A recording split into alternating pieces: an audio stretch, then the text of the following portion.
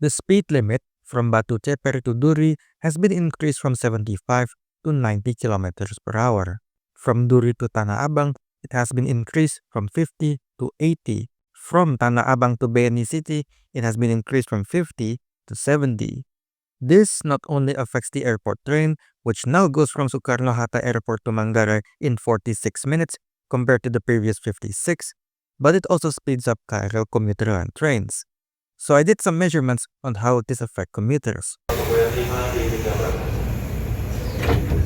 It took 24 minutes to cover the 18-kilometer distance between Tanah Tinggi to Duri, which works out to an average speed of 45 kilometers per hour, making it one of the fastest lines in the Greater Jakarta rail network. And yes, trains did reach 90 kilometers per hour. Now for Duri to Manggarai using the Cikarang line, previously it was one of the slowest part of the commuter line, with many parts only having a top speed of 50 and an average speed of around 30. That has changed now, as it took 17 minutes to travel the 10 kilometers between Duri and Manggarai, which works out to an average speed of 35, which is not amazing but is decent, and quite a lot faster than driving in Jakarta traffic, where you would be lucky to break 15 average. Later that evening, I took the airport train, doing a typical trip that a commuter would take going from BNI City to Batu Ceper. You see, the airport train isn't just for going to the airport, it's also an express premium service for commuters that live in Tangerang City, literally royal trans on rails. The fare also reflects this.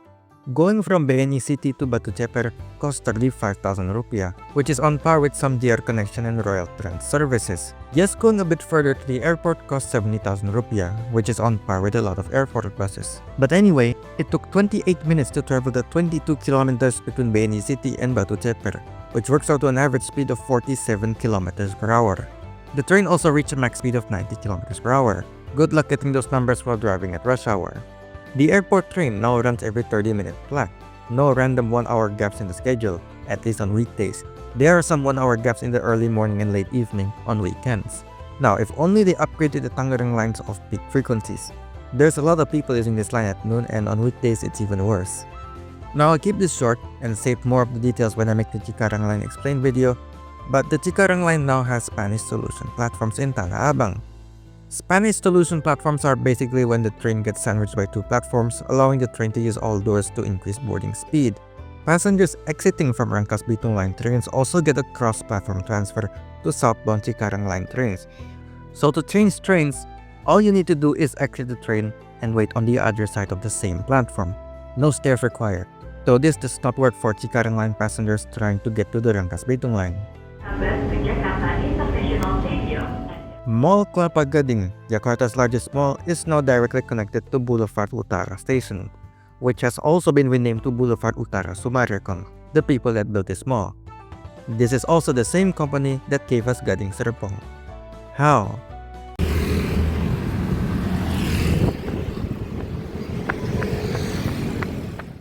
LRT Jakarta is also currently being extended to Manggarai, and this extension is expected to open sometime in 2026.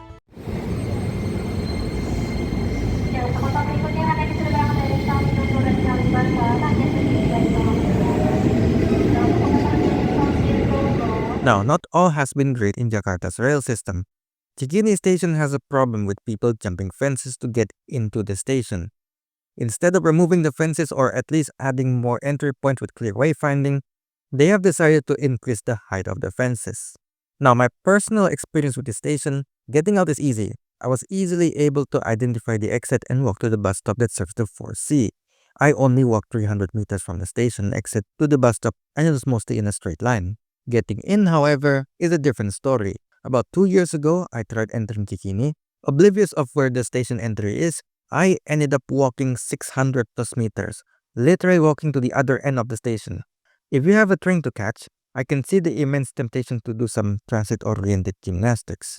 The main problem with Cikini is the fact that people need to enter from either end of the station. You can't enter from the middle, which is kind of a problem when the whole thing is over 250 meters long, as it is designed for 12-car trains.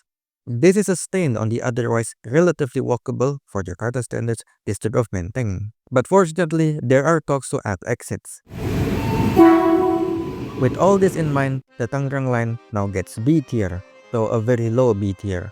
To get A tier, off-peak frequencies must go up to at least equal this line's peak frequencies, which is every 30 to 17 minutes. To get S tier, there needs to be that, plus more TOD. I'm thinking about revitalizing the quite dead Balay Kota Mall and building a skybridge from it to Tanah Tinggi Station. Lipo, Pakuan, Agung Podomoro, are you interested? Tangerang City has 2 million people and yet only one not dead mall inside its borders.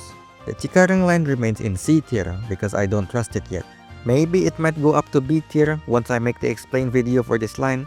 I'm considering it, but the combination of low, sometimes over 30-minute waits in the Kampung Bandan, Senen Jatinegara section and trains that are sometimes late is concerning.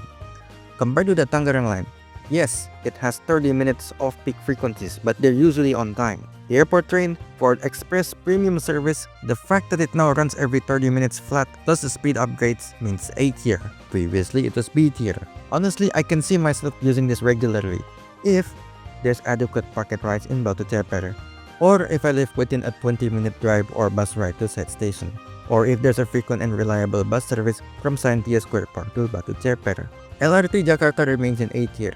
S tier will be given the moment the Velodrome Manggarai section opens and if I don't find any future problems with this line. The one criticism I have is that the trains are not as fast as they should be. My GPS speedometer only recorded 63 km per hour, which is definitely faster than the people driving below but not by much, which means any speed advantage you get from using this line will be lost to the walk to the station and the 10-minute wait for each train. This thing should be going 80 km per hour and hopefully it does once the extension is done.